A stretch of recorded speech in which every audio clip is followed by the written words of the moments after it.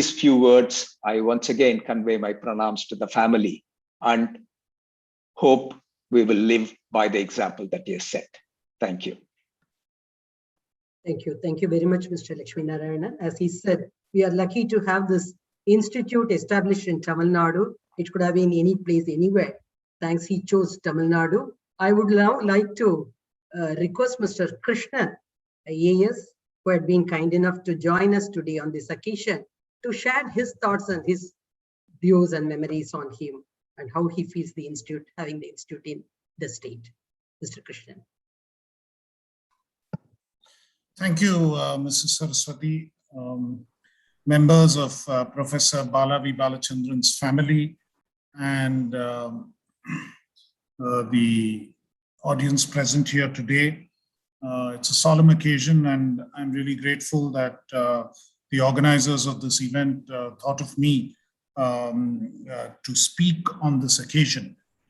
I can't claim to have known him as well as Mr. Lakshmi Narayanan did, who had sustained interactions with him. But I've had interactions with him over almost 3 decades, and many elements of those interactions have really struck me and stayed with me as a message through my life. The first time that I actually met him was when, as a young undersecretary, almost 30 years ago, we went to a lecture by Professor Bala V. Balachandran at the IFMR, whereas it was then known, and as it was located at on Kothari Road in a campus in an old building, in an old house. That is where we met him for the first time, and he spoke to us, a collected group of audience, many people from business, many people from different sectors, in a classroom environment, and on activity-based costing, ABC. And he really enthralled us on that occasion. And it was a wonderful interaction in terms of many of the ideas of activity-based costing and the manner in which he explained it, and why, in a different way, as he put it, ABC analysis is important in identifying which are your priority areas and so on. I still remember many elements of that lecture. And at the end of that lecture, I had a brief interaction with him. And today I was pleasantly surprised to find that Mr. Lakshmi Narayanan and I appear to share a common bond with Dr. Bala, both all 3 of us now, it turns out, being from the same neck of the woods, Pudukkottai, though I was never brought up there, but my family was originally from there.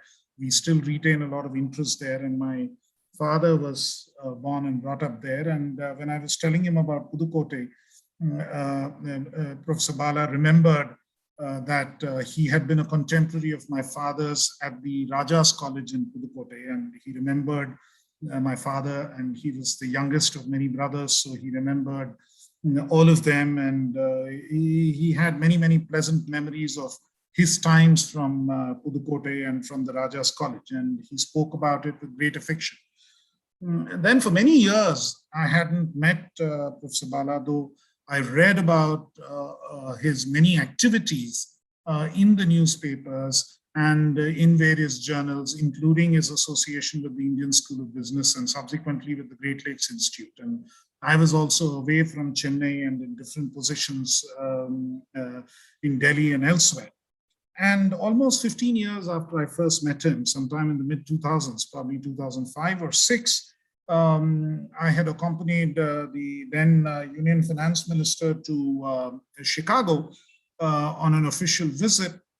And in the Consulate General's office, we met again. And I was amazed. I mean, here is this world-renowned professor whose name added luster to the institute. I mean, Kellogg's Institute was almost as well known for Professor Bala V. Balachandran as he was known for actually teaching there.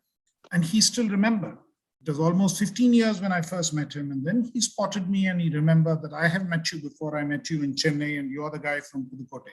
So he had that sort of a memory in terms of where we met, how we met, what was the occasion, and so on. Subsequently, I met him on a couple of occasions in Delhi and in Chennai. And the last physical meeting was around 2 years ago, again in Chicago, this time in the Consul General's residence where he had attended a dinner.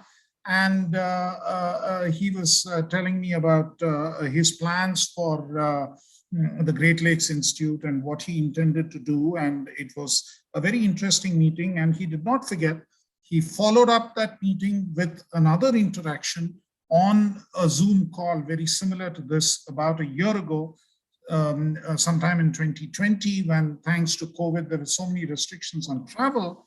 And what he wanted to do was to associate with the government of Tamil Nadu to see what we could do in terms of promoting entrepreneurship and specific areas of work on entrepreneurship.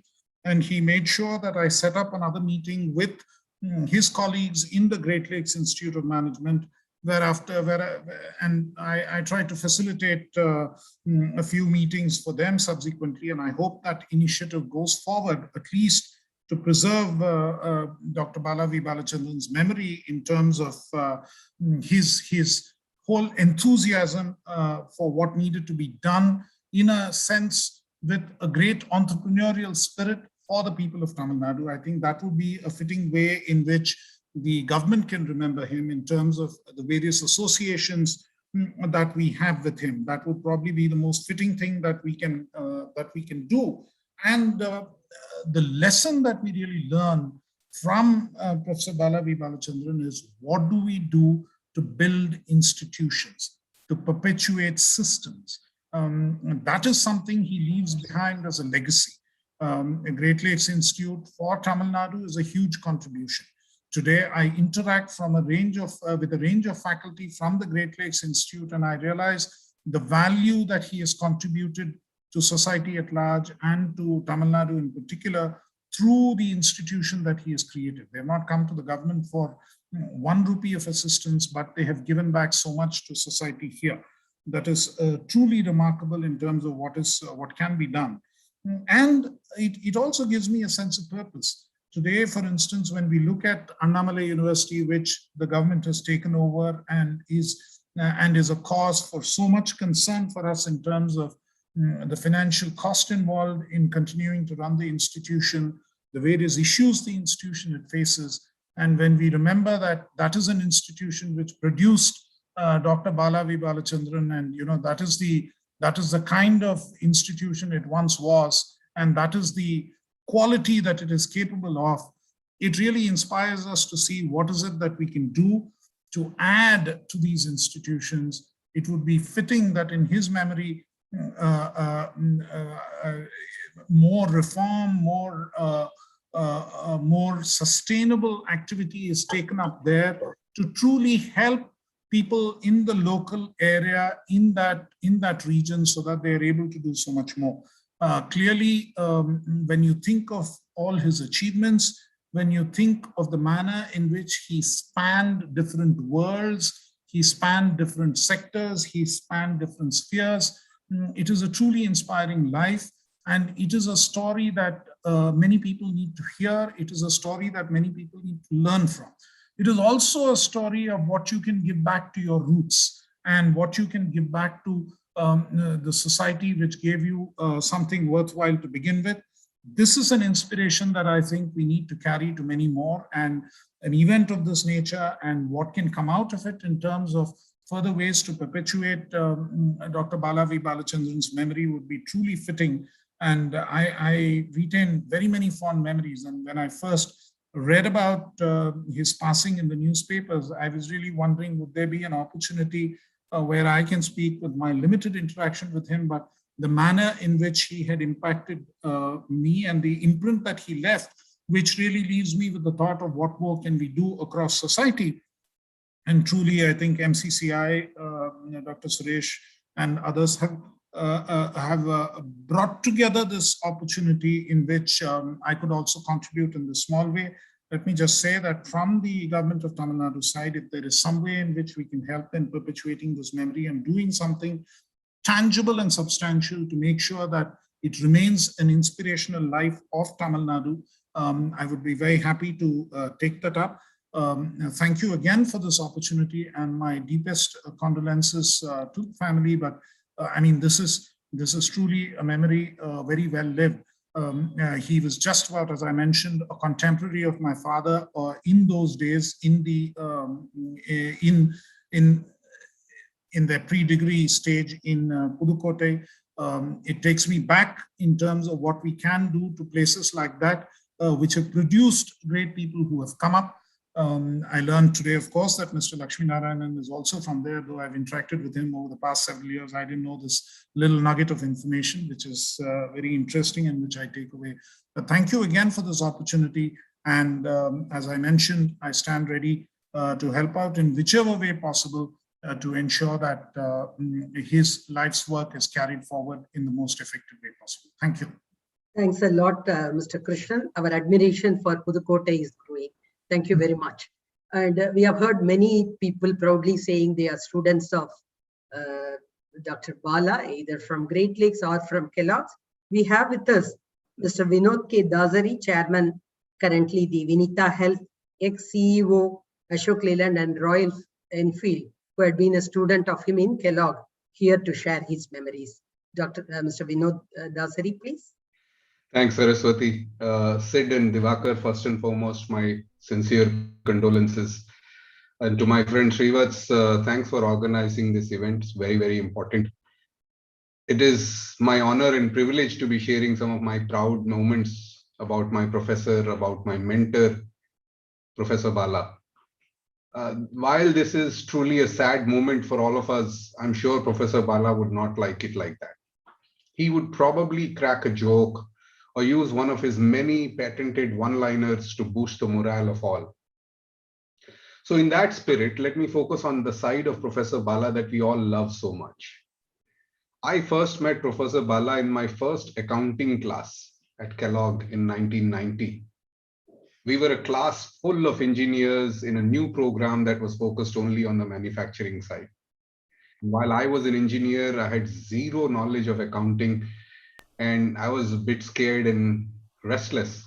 So Professor Bala walks in and says, all of you guys are from manufacturing. If you guys want to fix a company or enhance the performance of any company, the first thing you should do is to kill all the accountants. And then he asked the class, tell me, for all you guys who have worked here in manufacturing company, if inventory is an asset or a liability.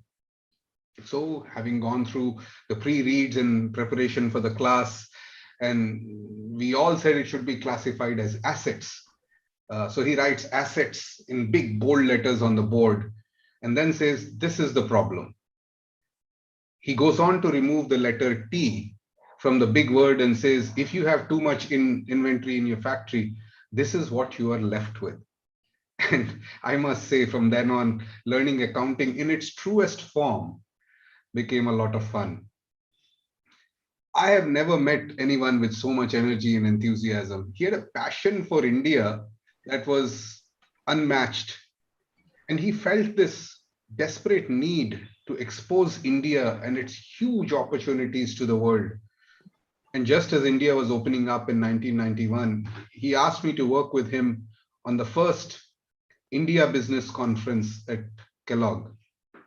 The experience was extremely tiring. Let me say that for several days. It was a 2-day event. Nowadays, it's only 2-hour event, but it was a 2-day event. It was extremely tiring, but a sheer joy to work so closely with him and to see his passion come alive. Anything we wanted as students, funding, speakers, just a phone call away for him. His contact list was simply incredible. And I noticed one thing that stayed with me even now. If Professor Bala calls you, one simply says, sir, what is needed to be done and by when do I need to do it? No other questions, no clarifications are required. You just cannot say no to him. From a young student to a top CEO to a high-ranking government official or even a politician, his approach was absolutely simple and effective. That was a great learning for all of us. Later, I had the wonderful opportunity to work with him on his projects like the MDI Gurgaon, Management Development Institute in Gurgaon, one of the first projects that he worked on in India in terms of management sciences. And then, of course, the ISB in Hyderabad, and got to work with him a little bit on his favorite project, the Great Lakes Institute of Management. I still remember the conversation I had with him. He said, "You put up a business school on a beach and call it Great Lakes. I just can't figure out the name," but I know that he had some logic for it. I'd like to end by remembering him for his famous words to all of us at the graduating of our class. He told us, "MBA means married but available." Professor Bala will forever remain in our hearts, and the knowledge and wisdom he bestowed upon us will continue to guide us forever.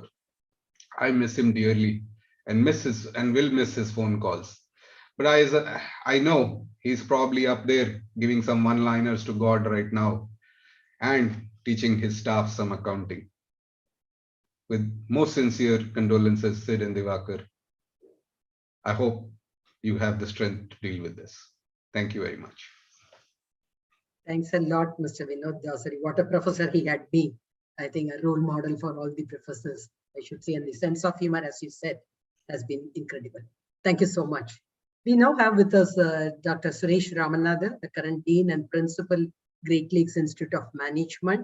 We would be very happy to hear from him. Of course, he should have been more closer than probably many of us with Dr. Bala.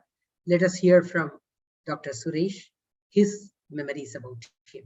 Dr. Suresh. Thank you, Ms. Saraswati, and thank you to the Madras Chamber of Commerce for this opportunity to share my memories of Dr. Bala. And Mr. Srivatsram, thank you very much for organizing this event. Sid and Divakar, thank you for attending this celebration of Dr. Bala, despite the fact that it is really early in the morning for you. I actually feel like an interloper. I feel like an interloper here in the midst of a group of people who have had such profound interactions with Dr. Bala over the years. Mr. Lakshmi Narayanan, the number of years of interaction that you've had with him, Mr. Krishnan, Vinod, all of you, I think, compared to that, my interaction with Dr. Bala has been relatively short, just a period of about 2 years. But those 2 years have been absolutely magnificent. They were stunning in their impact on me as a human being. I just want to say that because I met him sometime in the month of February or March of 2019. I had interacted with him back in 2008, but very briefly when I was actually a visiting professor from the University of Chicago. I was at the Booth School of Business, and I had come to do a guest lecture at Great Lakes, or I taught a class at Great Lakes back when it was at the Saidapet campus.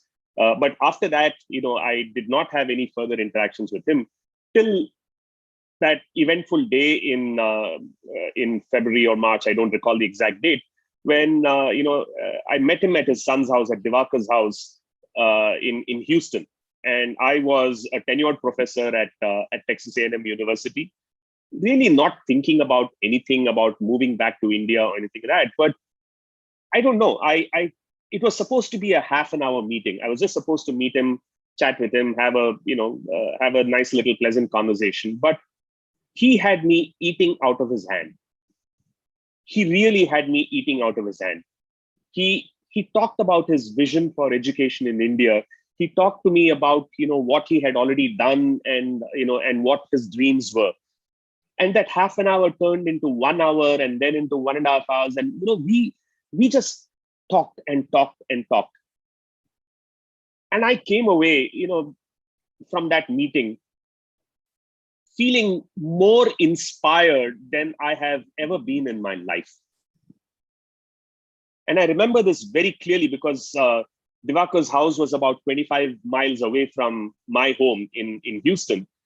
And I got into my car and I drove back home, and I called my wife, from my car, and I said, I know where we are going. And it was that simple. It was just it was something that was so profound in terms of an impact that I was absolutely convinced that my mission in life was to come back to India and to basically succeed Dr. Bala as the dean and basically help execute on his vision. And to this day, I will remember that one, eventful meeting that I had with him as having changed the course of my life.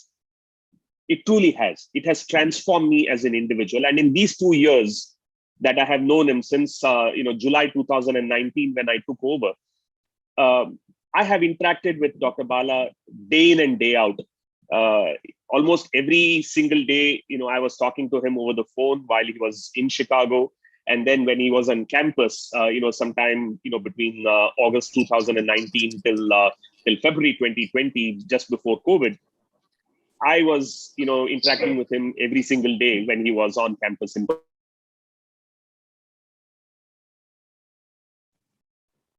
Suresh, you're muted. Suresh, you're Yeah, muted. I'm muted. I just got muted. I'm sorry. Yeah. So what struck me about Dr. Bala was his humility, the way he always encapsulate, and Vinod was absolutely right. The way he used to encapsulate everything in such pithy one-liners. And my favorite is, surrender your ego, succeed with your logo. And that basically summarized everything, that there is about Dr. Bala. He always believed in putting the institution ahead of himself, and everything was for the institution. And that was all that mattered. Great Lakes was his life. Great Lakes was his baby that he had built brick by brick and nurtured to this level. And, for me, that represented the ultimate way in which, a person of his stature could actually live. That, it was absolutely wonderful to learn from him. He also often used to say, there is no success without substance. So success with substance is important. It is not enough simply to achieve results. Those results must be meaningful and must have something, much more meaningful behind those results. And in our case, in an educational institution, the fundamental metric of substance is really the quality of thought leadership that is produced from the institution. And he and I shared that vision, because when I took over as a dean, one of the things that I constantly started emphasizing was the need to do research and to focus on what we call knowledge creation. And Dr. Bala was a huge advocate for this idea that, we need to be known for knowledge creation.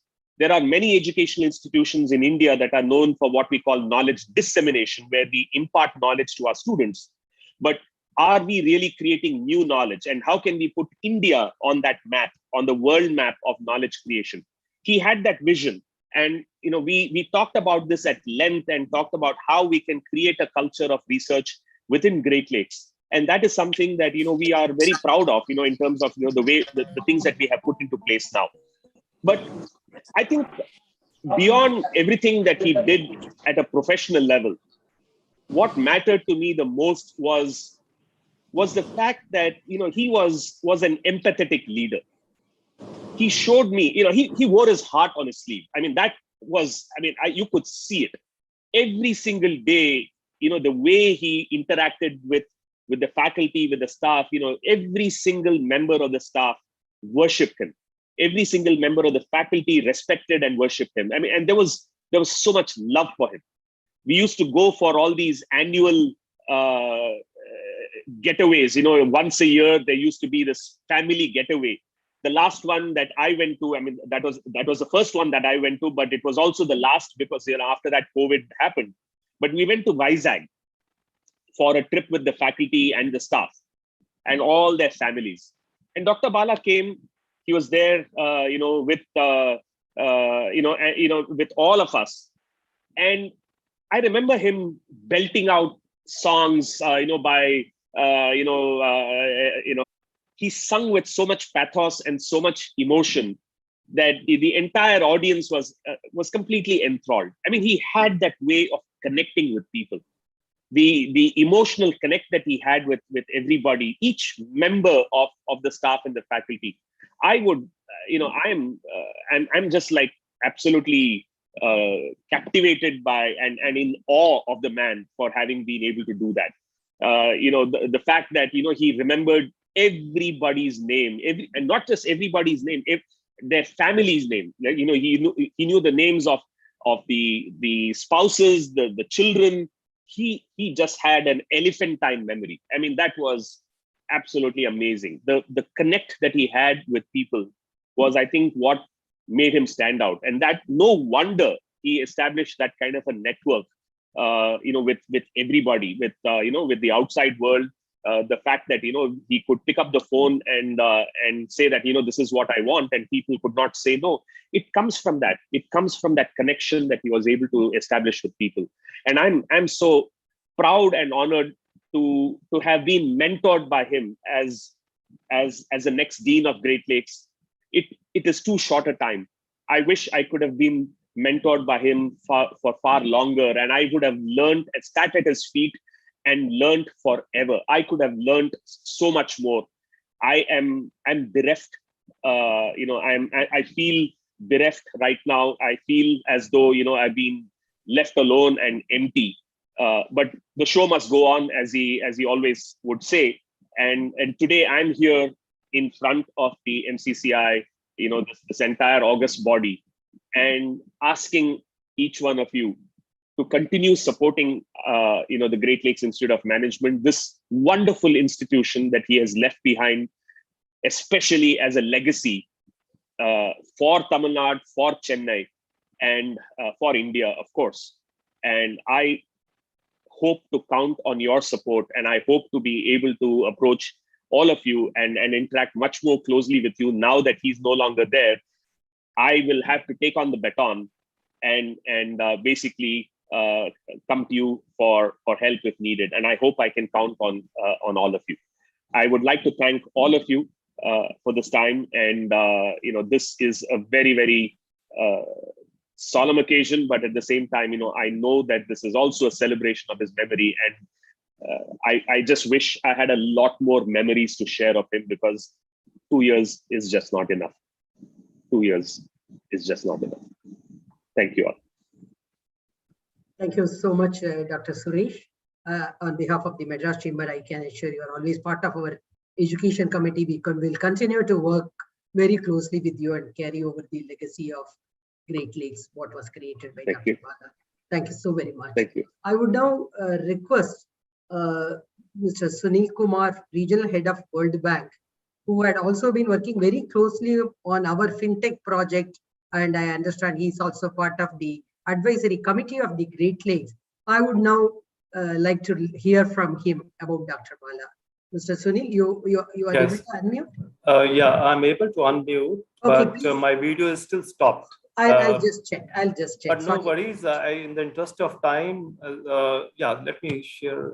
Okay, great. Yeah. Now you're able to see me as well. Sorry. Saraswati, first of all, thank you so much to you and Madras Chamber of Commerce for giving me an opportunity to celebrate a life of our beloved friend, guide, mentor, visionary leader, Dr. Bala. Today, we are extremely saddened on this loss. It's a great personal and professional loss for me. Journey of Dr. Bala, as we all know, from a remote village in Tamil Nadu near Pudukkottai to become a distinguished professor in the renowned Kellogg School of Management at Chicago, US, is certainly an inspiring story. Celebrated today as management guru, Dr. Bala encountered great challenges actually in his life, but he was relentless. He turned those challenges into opportunities with his grit, with his innate wisdom. One such example of his vision and leadership, all we know that he founded Great Lakes Institute of Management at the age of 67. In India, people retire at the age of 58, but he started this initiative to promote management education in India. Under Dr. Bala's leadership, Great Lakes made a humble beginning in 2004 to become one of the leading B schools in India in such a short span of time. Certainly, Dr. Bala was a tireless leader, great visionary, extremely resilient, highly networked, a great people person, as many of the speakers before me have spoken. Making a connect with different levels of people came naturally to Dr. Bala, whether it be his students, academia, officials, entrepreneurs, staff. He was readily connecting with them and making them feel comfortable. It was amazing to observe his humility. As many speakers said, memory power, drive for excellence. I know Dr. Bala only for 4 years, but we became family friends because of Dr. Bala's approachability and all the qualities that I just talked about. In little interactions I had with Bala, it became clear to me that he is a tall leader with clear vision, clear sense of purpose, and he is for excellent pursuit of world-class management education in India. And we are extremely proud that he started Great Lakes, that too in Chennai, Tamil Nadu, and he chosen Chennai as a destination for this venture. A recipient of Padma Shri and many other awards, many books and research papers, to his credit, speaks for his wealth of knowledge, contributions to the society, and great example for us to follow. Dr. Bala was truly a legend and has left behind a beautiful legacy for the generations to follow his leadership traits.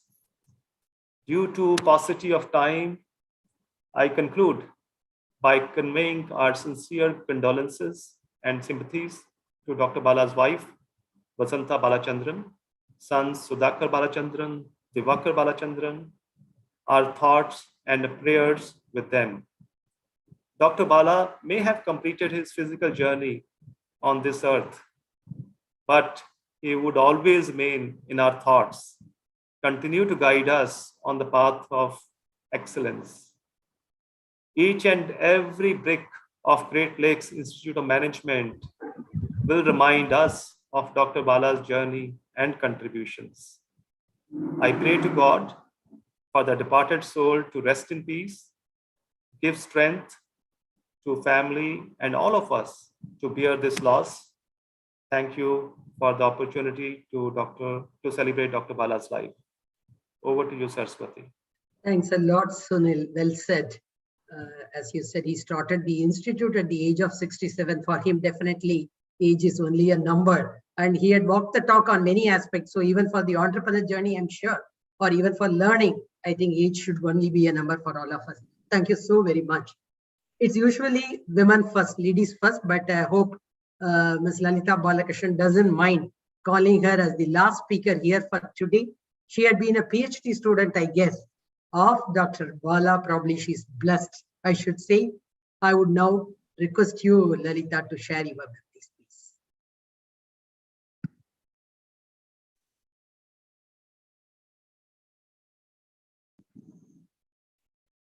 Lalita, you are muted, I guess. We are not able to hear you.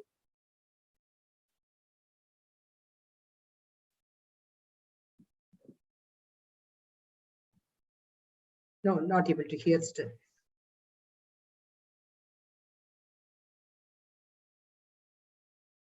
No, Ms. Lalita, you are still not audible. Can you check your audio?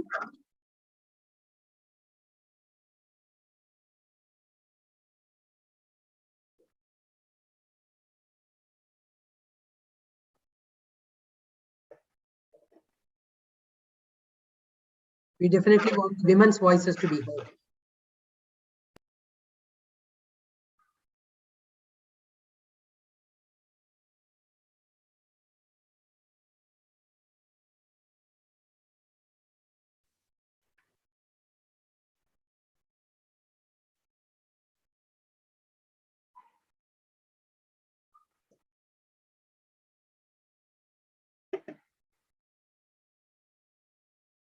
Maybe she can log out and log back in if possible. Saraswati, I think perhaps you should log off and log back in. Can you try logging off and then re-log? Okay.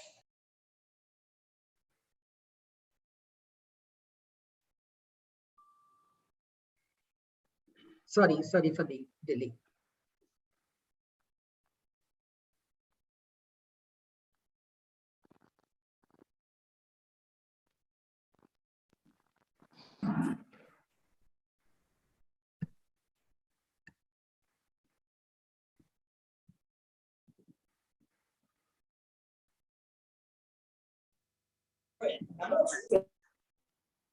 Hello. Yes.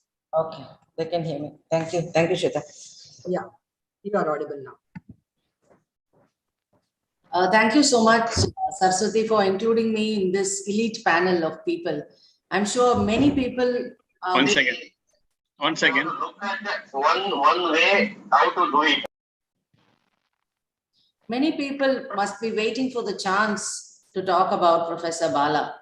And I'm truly humbled to be part of this meeting today. Thank you so much, Saraswati and NCCI.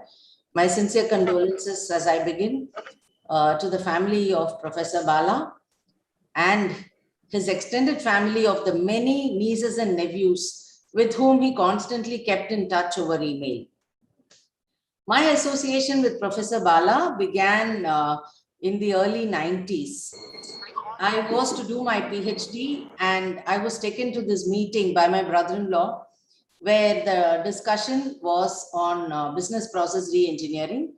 The organization was TIIC. And then I decided that would be the topic on which I would do my PhD. The way he expressed and spoke about really created an impact. I came and told my guide in the Madras University, my teacher and mentor, Dr. Nirmala Prasad, and she said, why not? I will learn along with you. And she was magnanimous that I pursue that topic, though it was totally new. In the 90s, nobody had even heard of business process re-engineering.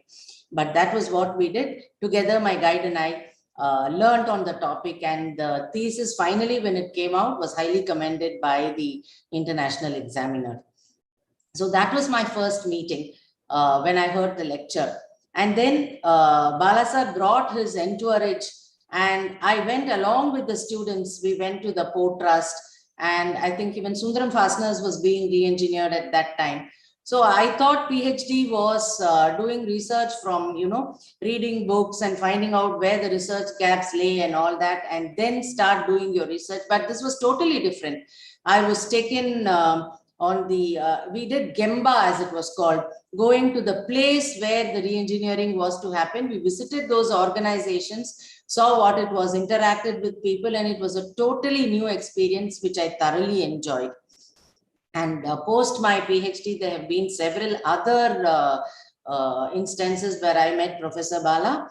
I have also visited the Stewart School of Business at Illinois, and of course, when I went there, he was in India, but I met Krishna and all of those teachers, and MOP Vaishnav College still has an MOU with that university, the Illinois Institute of Technology, where our students go there for summer school. So the association continued, and despite his huge personality and such a well-known figure, whenever I knew he was in Chennai, I would attend the lecture that he was giving, and he would say, "Yo, Lalita," and that would be enough, to rejuvenate me and re-energize me. And it was always a pleasant meeting.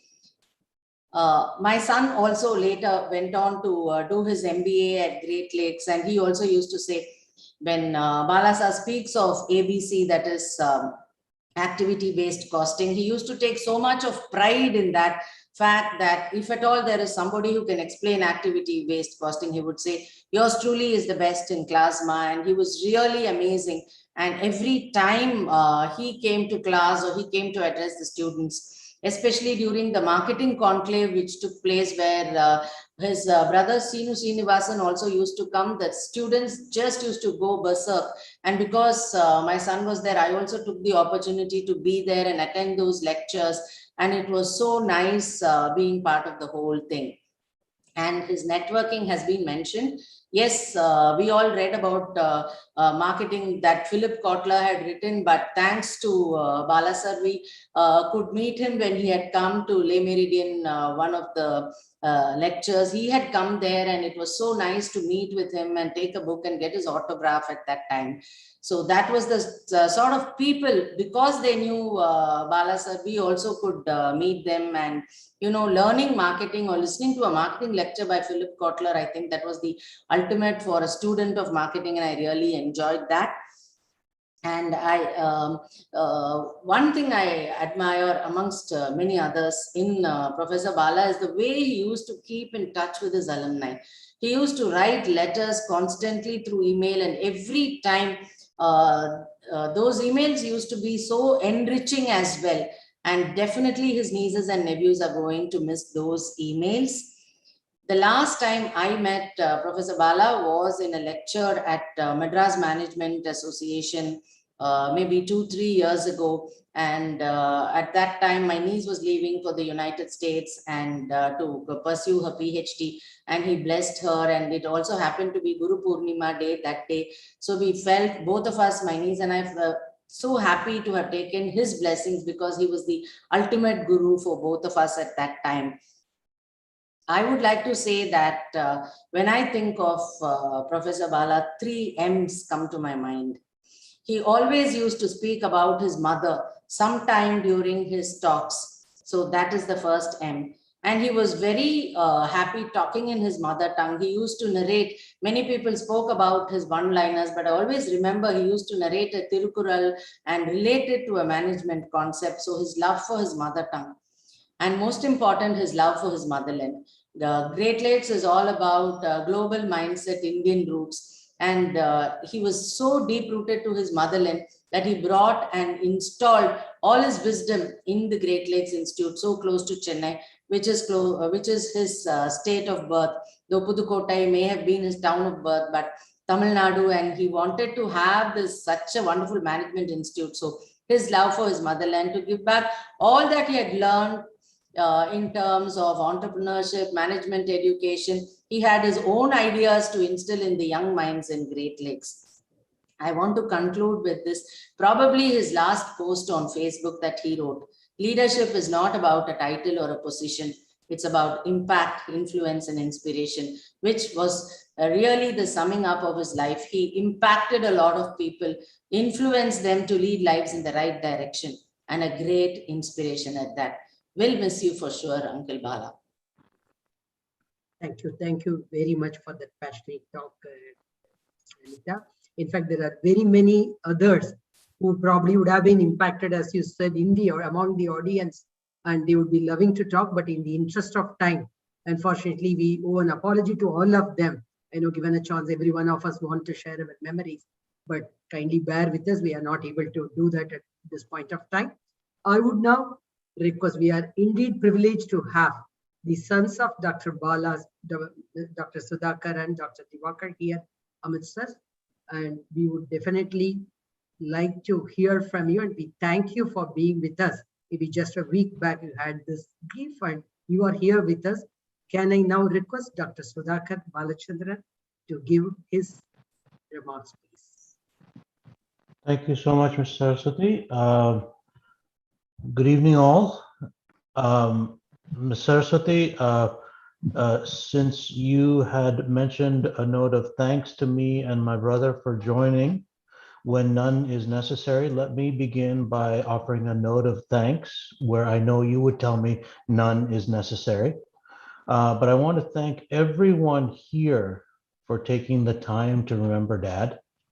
I know it would have touched him deeply. I know that he was honored to be each and every one of your personal friends and really extended family member, in many cases also direct family member.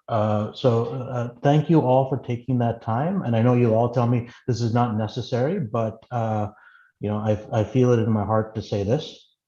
I want to take a few minutes to reflect on Dad and echo many of the themes and concepts and learnings that people here have raised in their comments about Dad.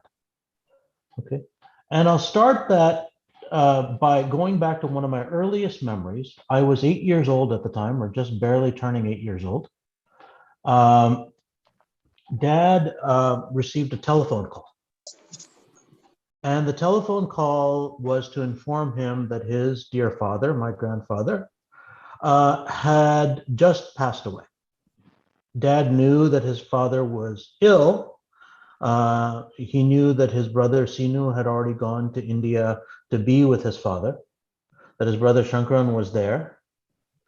And then when he got the message, of course, the first time I ever really saw my father in tears was upon receipt of that phone call. Now, Dad, of course, immediately wanted to get on a plane and go to India. Both his brothers said, no, not a good idea. And the reason it wasn't a good idea was because the day after he received this news, he was supposed to be in Ithaca, New York at Cornell University, presenting his research and candidating for a faculty position. So that was going to be his first interview on the US academic job market. Dad was about to finish his PhD at Carnegie Mellon, and he needed to go onto the job market to find a suitable faculty position that he had been working all these years for. He had 15 or so such interviews lined up, and they were all back to back. And for those of you who are not familiar with this, it's a grueling process. The process begins by going to each university and meeting for about an hour with each of the senior faculty, and basically having them torment you about the quality of your research and your work, and vet you on whether you would be a good fit in their organization. And then once you survive that, you go into a room where they're all sitting together and you actually present your research. And once again, they go after it as hard as they can. And if you survive that, they give you a job offer. Most people in preparation for this, I know when I went to the job market, I took some time to relax, to stay focused, to keep a clear mind. And I just couldn't imagine what it would be like to go with the grief of the loss of your father on your mind, and at the same time, have to face this sort of onslaught. Okay. Now, Dad was one of these folks who believed from an early time, and people talked about this, about the idea of taking adversity and turning it into opportunity. Dad found a way to take his sorrow, Dad found a way to take his mourning and turn it into energy that he could use to propel him through this job market. Right? Dad ended up getting multiple job offers and eventually had 2 universities in the Chicago area, one called the University of Chicago and the other called Northwestern University. And back then they were not Booth and Kellogg. They were competing for him. So they both immediately upped their offers to offer him the position of associate professor to come in the door with. Now, at that time, Dad went, like most good PhD students do, to talk to his advisors. And he spoke to his advisors about how he was leaning towards taking the offer at Northwestern. To which their reply was very simple. You're crazy. You are crazy to turn Chicago down to go to Northwestern. Because in the 1970s, Chicago was a world famous institution. Northwestern was Johnny come lately. Right? Chicago had a big reputation and established standing. Northwestern didn't. But Dad had a habit of going against the grain. He saw opportunity at Northwestern. He saw an opportunity to impact and shape an institution as it grows. And he thought, an established institution, I'm not sure I can move the needle quite as much there. Right? So, ex post, he was proved right. But one thing Dad always had in mind was sort of this willingness to go against the grain from an early stage, right? And so, Dad turned, adversity into opportunity. He went against the grain, and ex post, I think he was proved correct because he was instrumental in moving Kellogg up the rankings as well as in academic reputation, both in operations research, where he began, and then in accounting, where he concluded his time at Kellogg. What do I learn from that?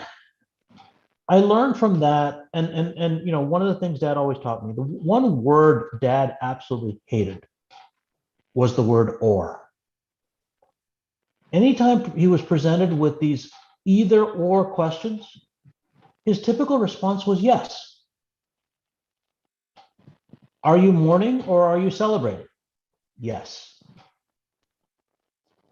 Are you an academic or are you a people person? Yes. Is your heart fully with India or is your heart fully with the US? Yes.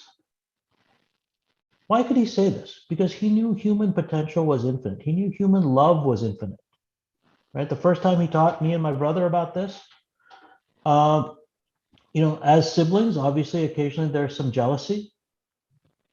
And when I was young, I one time said to him, Dad, you must love my brother more than you love me.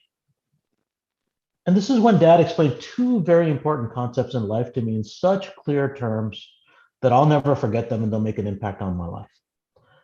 He said, understand something. Love is infinite.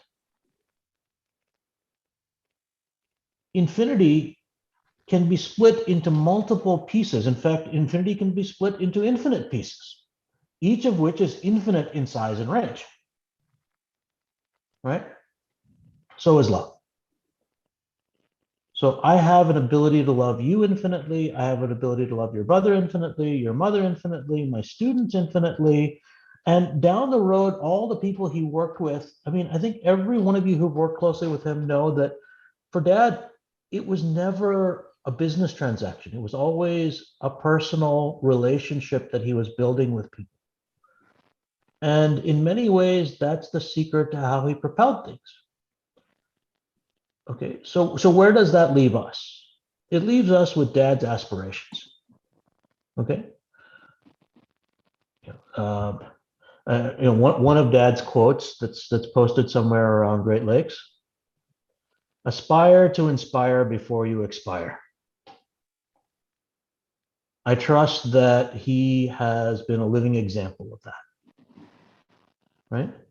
So where do we go from here? We build. We keep moving forward.